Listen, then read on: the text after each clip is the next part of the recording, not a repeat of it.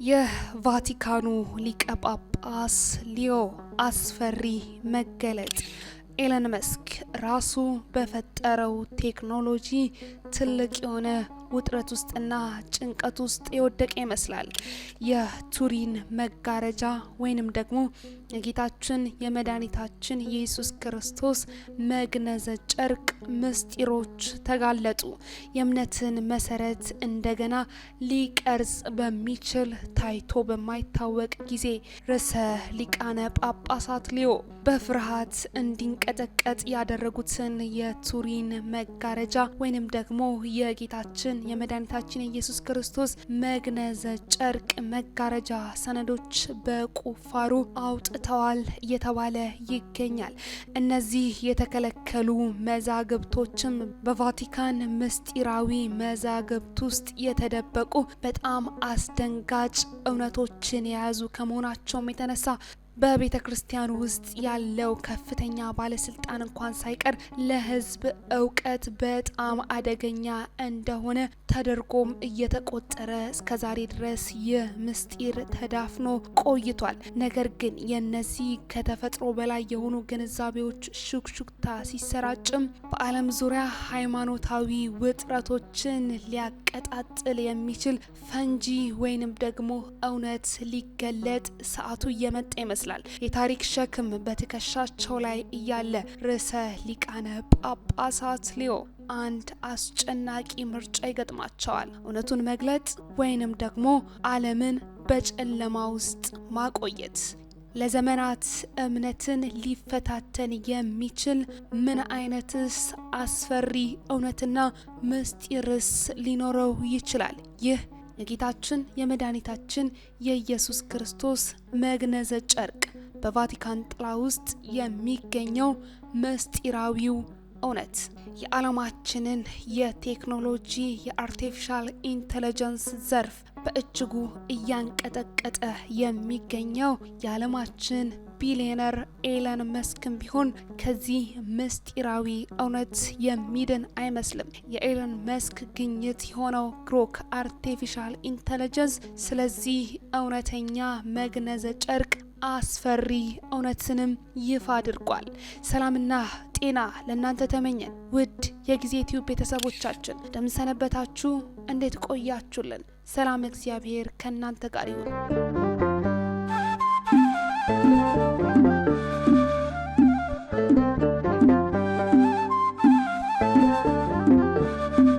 በዛሬው ዝግጅታችን ዓለምን በእጅጉ ያስደነገጠውንና ያስጨነቀውን መረጃ ልናጋራችሁ ወደናል። እንደሚታወቀው በዓለማችን እምነትና ሳይንስ ብዙውን ጊዜ በሚያስደንቅ ግጭት በሚጋጩበት በዚች ትንሽ ዓለም ከቫቲካን ጥላዎች የእምነት መሰረት ሊያናውጥ የሚችል አንድ እውነት ብቅ ብሏል። በካቶሊክ ቤተ ክርስቲያን ውስጥ ካሉት እጅግ ኃያላን ሰዎች አንድ የሆኑት ርዕሰ ሊቃነ ጳጳሳት ሊዮ በቅርቡ ስለ ቱሪን መሸፈኛ ወይንም ደግሞ ስለ ጌታችን መድኃኒታችን ኢየሱስ ክርስቶስ መግነዘ ጨርቅ ሰነዶችን አግኝተዋል። ይህ እውነትም በግልጽ ሊቀ ጳጳስ ሊዮ እንዲፈሩና እንዲንቀጠቀጡ አድርጓቸዋል። የእነዚህን የተከለከሉ መዛግብት ይዘቶችንም ሲያነብ ቅዝቃዜ በአከርካሪያቸው ውስጥ የፈሰሱ በርካቶች ናቸው። በታሪክ ውስጥ የሚንጸባረቁ 5 ቃላትንም እነዚህ የዓለም የተከበሩ ኃያላን ግለሰቦች አንሾካሽከዋል። እንዲህ ሲሉም ተናግረዋል። ይህ በፍጹም መታወቅ የለበትም በማለት ይህንንም የፍራቻ ሀረግ እንዲያንሾካሽኩም ይህ እውነት ምክንያት ሆኗቸዋል። ይህ የቱሪን መሸፈኛ ወይንም ደግሞ ብዙ ክርስቲያኖች የጌታችን መድኃኒታችን ኢየሱስ ክርስቶስ የመቃብር ጨርቅ ወይንም ደግሞ መግነዘ ጨርቅ እንደሆነ የሚያምኑት ቅርስ ለረጅም ጊዜ ከፍተኛ ምርምርና ክርክር ሲደረግበት እንደቆየ እናስተውላለን። ለዘመናት የሃይማኖት ሊቃውንትን፣ የሳይንስ ሊቃውንትንና አማኞችን አስተሳሰቦቻቸውን ሲያስወጣ ሲያከራክር፣ እንዲሁም ደግሞ ይህ ቅርስ የበርካቶችን ቀልብ ሲማርክም ቆይቷል። ሆኖም ግን ምንም እንኳን ጠቀሜታ ቢኖረውም የሽፋኑ እውነት ተፈጥሮ አሁንም በምስጢር ተሸፍኖ እንደሚገኝ ስንቶቻችን እናውቅ ይሆን? አሁን የሊቀ ጳጳስ ሊዮ አስደንጋጭ ግኝትን በመኖሩ በርካታ የዓለም ተመራማሪዎች ትኩረታቸውን ወደ ሊቀ ጳጳስ ሊዮ ግኝት እንዲያዘነብሉም አድርጓቸዋል። በዚህ ጥንታዊ ቅርስ ዙሪያ ያሉት ጥያቄዎችም ከፍተኛ ደረጃ ላይ መድረሳቸውም እየተነገረ ይገኛል። በሰነዶቹ ውስጥ ምን አይነት ምስጢሮችስ አሉ? ስለ ቱሪን መሸፈኛ ወይም የጌታችን የመድኃኒታችን የኢየሱስ ክርስቶስ መግነዘ ጨርቅ ምን አይነት እውነቶችን ለዘመናት ደብቆንስ ቆይቶ ይሆን? ይህ እውነት የቫቲካኑ ሊቀ ጳጳስ ሊዮ እጅ ብቻ ነው ያለው። ይህ ዜና እንደተሰማ ዓለም ትንፋሹን የዘጋ ይመስላል። ቫቲካን ይህንን ጉዳይ በተመለከተ ስለ ጉዳዩ በተመለከተ ለዓለም ሕዝብ ዝምታን መርጣለች። ግምቶች በዓለም ዙሪያ በስፋት ተሰራጭተዋል። የሚዲያው ግርግርም በአሁኑ ሰዓት በዓለም ተጀምረዋል። ምሁራንና የሴራ ንድፈ ሀሳቦችም በቫቲካን ግርግዳ ውስጥ የተደበቀውን እውነት ለማጋለጥ ጓጉተው መልስ ለማግኘት እየጮሁ ይገኛሉ። ርዕሰ ሊቃነ ጳጳሳቱ በጣም የሚያስጨንቅ ነገርም አጋጥሟቸዋል። ይህ ወዲያውኑ ምስጢራዊነትን የሚጠይቅ ነው የሚለውን ማስተሳሰብ የማወቅ ጉጉትንና የፍርሃት ማዕበልን በዓለም ሕዝብ ዘንድ በተለይም በሀያላን ግለሰቦች ዘንድ በእጅጉ አጭሯል። ኤለን መስክ ስለ ጉዳዩ በፍርሃት ተውጦ ቀዝቀዝ ያሉ ሀሳቦችን እያነሳ ይገኛል። ይህንን እውነት ይፋ ያደረገው የኤለን መስክ ግሮክ አርቲፊሻል ኢንተለጀንስ ስለ ቱሪን መሸፈኛ ያወጣው አደገኛ እውነትም ለራሱ ለኤለን መስክ እጅግ ትልቅ ስጋትና ድንጋጤንም ፈጥሮበታል። የታሪክን አቅጣጫ ሊለውጥ በሚችል አስደንጋጭ እውነትን የኤለን መስክ ግሮክ አርቲፊሻል ኢንተለጀንስ ስለ ቱሪን መሸፈኛ ወይንም ስለ ጌታችን መድኃኒታችን ኢየሱስ ክርስቶስ መግነዘ ጨርቅ እውነታውን ይፋ አድርጓል።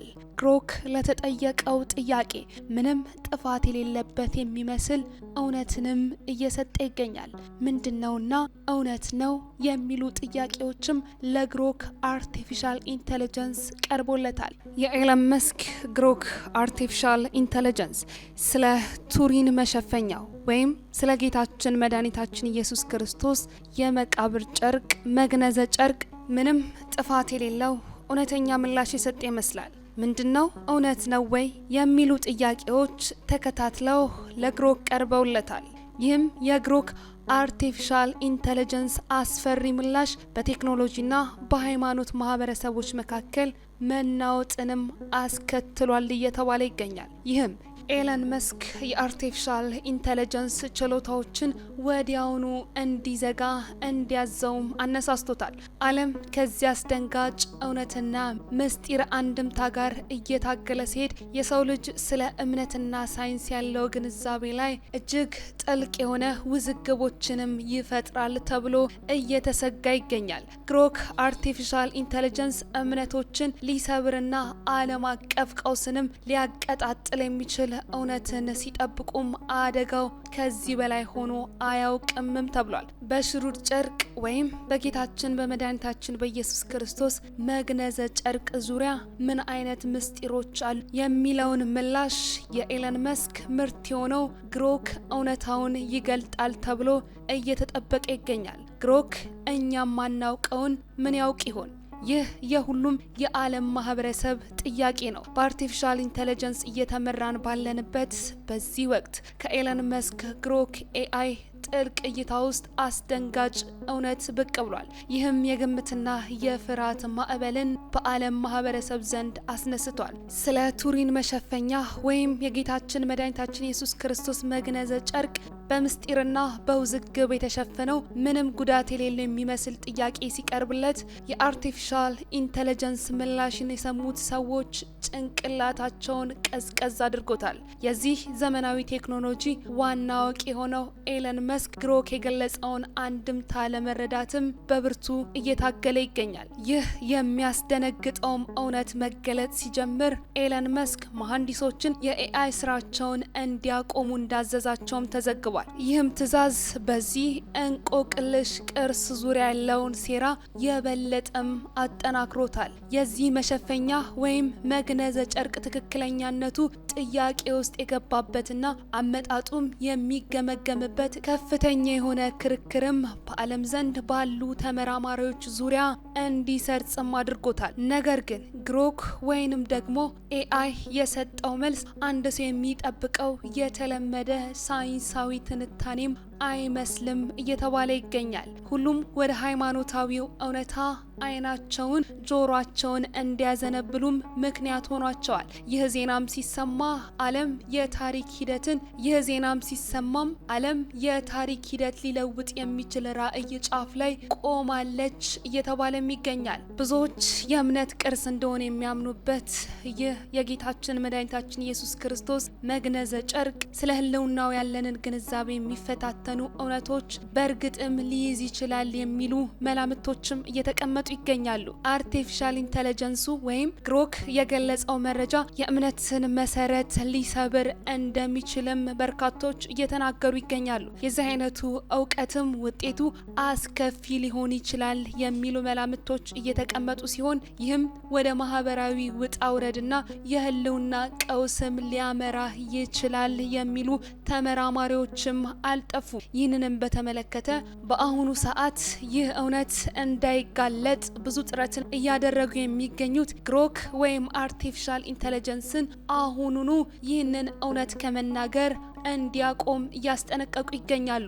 10ቱ ባህሪያት ርዕሰ ሊቃነ ጳጳሳት ሊዮ 14ኛ ካቶሊኮች መተው ወይም መዘዞችን መጋፈጥ እንዳለባቸው እየተናገሩ ይገኛሉ። ይህ እውነት ምን ይሆን? ዓለም በጉጉት የሚጠባበቀው ምላሽ ነው። ውድ የጊዜ ቲዩብ ቤተሰቦቻችን ለዛሬ ያዝንላችሁ ዝግጅታችን ይህንን ይመስል ነበር። በሌላ ዝግጅት እስክንገናኝ ሰናይ ጊዜ ለእናንተ ተመኘን።